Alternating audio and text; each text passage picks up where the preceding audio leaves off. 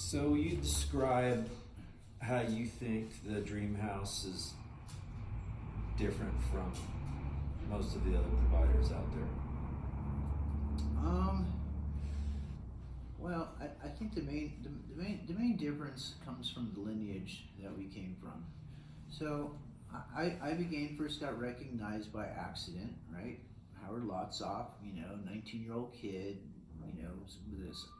with an opiate habit, was experimenting with psychedelics, and a chemist gave him Ibogaine, and he had this experience, right? And didn't think much of it until 36 hours later when he realized I should be in opiate withdrawal. I'm exhausted. I'll never take this shit again, or this medicine again, and then gave it to some other guys, and the same thing happened, where like 5 out of 7 of them stopped using opiates, and so it became discovered. So basically, these were people that were addicted to opiates that experienced Ibogaine, and then made a decision that they wanted to help their fellow. So we kind of started from the bottom up. Then the professional community got involved because Howard was so interested in wanting to let the world know that there's this tool, and professionals, there's certain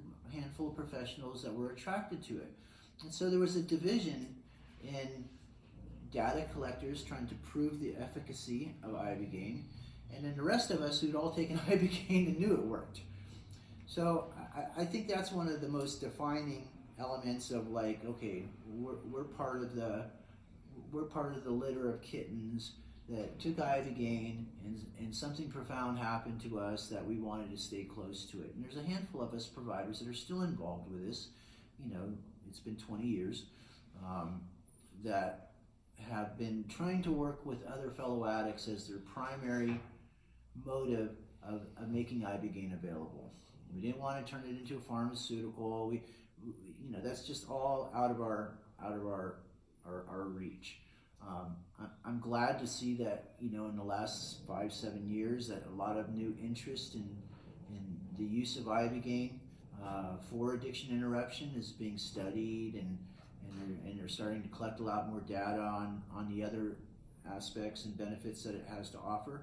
But we come from a certain lineage, and when I took Ibogaine, it was in a quote medical detox in a hospital in Tijuana in the daytime with a nurse that didn't speak English, and it was kind of like, okay, I didn't feel unsafe. I didn't feel scared by the medicine, and I worked there for almost a year, and I got to observe 75 treatments, and so it was always the same protocol, and it was always done in the same time in the same way, and I got to see how efficient that was in a large spectrum, mostly of opiate, just during the Oxycontin area. So a lot of methadone, a lot of heroin, a lot of Oxycontin treatments. And so I got to see how this dose regimen was working and not working. And so in my own mind, I was thinking, well, we could do this a lot more comfortably, where they're not in a hospital setting, but they can still have the equipment available to monitor them. We've learned ways to be able to monitor people just by feeling the inside of their arm or their ankle. You can feel the medicine in somebody's body if somebody teaches you how to feel it. And we like to use medical equipment. So this whole thing about the holistic aspect of taking Ibogaine in an environment, and it comes back to the same thing about reducing the amount of fear involved, so that their recovery is much more quick, and so that there's a sense that they won't hurt themselves by using afterwards. So we started expanding our time that people spent with us. We started expanding our preparatory time, which is magnesium, electrolytes. We knew this 20 years ago, that people will tap out on electrolytes and will have a cardiac event as a result of not having them. So in order to do this, there's a preparatory period of 3 days is our standard, that we're supplementing them. Normally they're supplementing before they come, but we can normally prep somebody if they're semi-healthy within that 3-day period. So it's just a matter of, rather than working on the schedule of a doctor who shows up at 10 a.m. and then we can administer medicine according to his presence, we said, hey, why don't we do it? Why don't we do it in a traditional way where we've already had all these things cleared and they've already been through the doctor's intake and we know that they can receive Ibogaine and they've already had the supplement foundation so that they can endure the duration and the demands on the body that the Ibogaine is going to require to be able to get through the experience. And so there's a lineage of us that all want to practice under this, where the individual is the primary focus. And each person, Ibogaine is not a dose-based medicine. So if you give one person a dose, they're going to have a level of experience. You can give another person that same exact dose, and they have no experience. And so it's not like LSD or even psilocybin for that matter. Like you can almost manage what the effects of psilocybin or LSD are going to be according to the dose. Like they seem to have a consistent response in the body. Now, there's certain people that have, higher tolerances or whatever to these compounds. But in general, it stays within a pretty stable framework. With Ibogaine, it's like each individual has a different reaction and response in how their bodies process and how it opens the consciousness. So one of the most uncomfortable things, and you can actually traumatize somebody, going through an Ibogaine experience, is if you give them too much medicine, or if you're having to give them medicine for too long a period of time, it's actually traumatizing to go through an Ibogaine experience.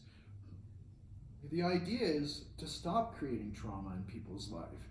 In fact, one of the main things we're trying to do is to help the person discharge old trauma and old PTSD and old memories that have put them into the position where they're needing to self-medicate and use drugs in order to deal with life. And so the Dream House in general has always been about one addict helping another addict. This kind of comes from the old 12-step rule that, I can talk to another person who's addicted because I know the language, and I can almost immediately create a relationship of equality and trust between us prior to us ever doing any medicine work. In other words, we speak the same language. We've been to the same places. I think that these are all fundamental when we use the term holistic or something like that. We're meeting people where they're at. I'm not putting on a white coat. You put on a white coat, you become an authority. You become a boss, whatever. So depending on how you're presenting yourself, if you're a doctor and you're dealing with somebody that has addiction, most people's experience with doctors and addiction is you're kind of like a marginalized population. They don't like us. We can be a pain in the ass. So, they're either trying to steal stuff out of the drawers or they're trying to get scripts written, so the relationship with the medical world is very skewed. The relationship with authority is very skewed because of the judicial system and all these kind of things. And so these are all factors that play into the psyche of somebody wanting to go through a transpersonal experience of leaving one life and beginning a new one. And so what are the best circumstances we can create? Well, we have physical circumstances we can create by doing it in an environment that's comfortable. That's why we always work in a home environment. That's why we all like to sit down together and have dinner. We're just all working on this together. This also goes into the philosophy that we are co-creating our own reality. This is the philosophy of the awake dream. That we're actually responsible for the people in our lives, the outcomes of our lives, the experiences of our lives. If we can actually take responsibility for what we're creating, those things will change. And so this whole awareness of knowing, like, you're creating this environment for you to take Ibogaine under the conditions that we offer is really your dream, not my dream. This is your dream in manifestation. We've all come here to be able to participate in that. And I really want to give credit to people that have the courage to really want to go through the process of a life, death, rebirth experience.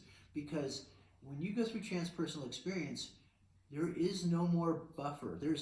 You can't save your ass and your face. It kind of comes down to that. So you're going to have to give up one or the other. So if you give up your face and you lose your ass, it's messy, man. It's crying, it's tears, it's anger, it's whatever's going to come out to get you from one side of the fence to the other is going to happen. And in a lot of places, especially in the medical field, they're really uncomfortable with creating that level of relationship to an individual. There's boundaries that they set up in order to not get pulled into their emotional experience.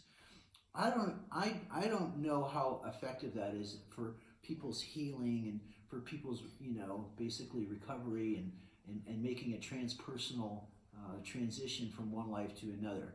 What I do know is that when we have personal relationships with people and we allow for whatever the transpersonal experience is going to reveal, that there's the freedom and the support and the safety that whatever happens here stays here. And this is kind of a theme.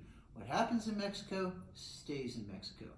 Many people that I've worked with that got exposed or revealed themselves because they could no longer hold up the facade of the old life, and now suddenly we're seeing them they're seeing themselves for the first time, and people basically retreat from ever wanting anybody to see that part of them again. So there's many people I've worked with that I've never spoken to again. They would just as well forget that they ever took Ibogaine. And a lot of them have embraced the experience and are no longer using drugs or anything like that. But it's a very strange, intimate period of time where you're being exposed and revealed. And so this is a real sacred space for us to get to participate in. So we're getting to witness these transpersonal experiences people are going through, and we want to hold them in confidentiality, that it's safe to do that here. I mean, I've seen people naked crying on the floor and can't get themselves up. Like, it just is the nature of moving from a life that's got you stuck and has got you grabbed, that you're just wrapped up in, and you're trying to reach freedom and relief from that position. So I think that helps define what the dream house is about.